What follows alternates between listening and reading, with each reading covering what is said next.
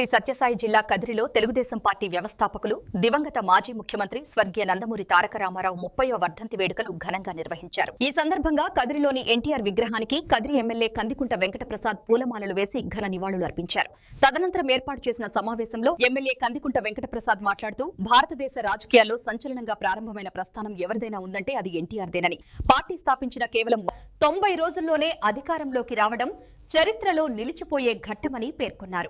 మాట్లాడుకోవాలంటే భారతదేశ రాజకీయాల్లో ఒక సంచలనంగా మొదలైనటువంటి ప్రస్థానం రాజకీయాల్లో ఎవరిదైనా ఉందంటే ఇప్పటి వరకు కూడా ఆల్ టైమ్ రికార్డ్ స్వర్గీయ నందమూరి తారక రామారావు గారిదే.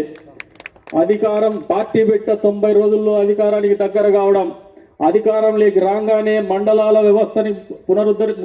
వ్యవస్థకు శ్రీకారం చుట్టడం, పట్వారి వ్యవస్థలకు చర్మగీతం పాడడం, మహిళలకు ఆస్తిలో సమాన హక్కు కల్పించడం, సంక్షేమ పథకాల పేరు మీద పేదలకు కిలో ₹2 బియ్యం అనేది ఫ్లాగ్షిప్ ప్రోగ్రామ్ గా ఈ రోజు కూడా నిరంతరం గుర్తుంచిపోయినటువంటి పరిస్థితుల్ని స్వర్గీయ నందమూరి తారక రామారావు గారిని ఒక నాయకుడు, ఒక సంచలనము భారతదేశ రాజకీయాల్లో అనేది నిరంతరం మనకు తెలియజేస్తూనే వస్తుంది.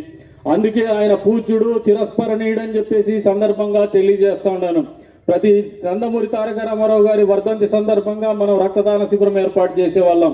ఈసారి రేపటి రోజున ఉన్నటువంటి కార్యక్రమం దృష్ట్యా వచ్చే రోజుల్లో నారా లోకేష్ గారి పుట్టినరోజు సందర్భంగా రక్తదాన శిబిరానికి మనం ఆలోచన చేసినామనేసి దీంట్లో ఎక్కడ కూడా ఎరగబోయేటువంటి పరిస్థితి లేవని చెప్పి కూడా ఈ సందర్భంగా తెలియజేస్తా ఉన్నాను. ఎందుకంటే రాజకీయ పార్టీలు సేవా కార్యక్రమాలు చేయడం అనేది తెలుగుదేశం పార్టీ ఆవిర్భావం తర్వాతే జరిగింది.